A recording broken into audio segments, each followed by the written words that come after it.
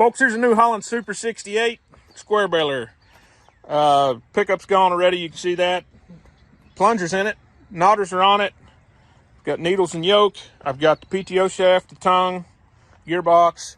There's shielding. The shielding's pretty decent on this one yet. We've got a couple of these smaller shields that's already off. There's a set of needles in here. I haven't pulled them out to see if they're worth talking about or not. Anyway, we're selling her off bit by bit. Not for sale as a whole. Okay.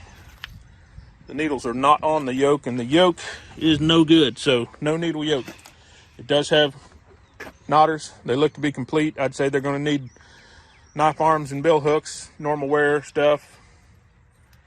Anyway, if you're needing anything, interested in anything, give me a call, make you a good deal on them.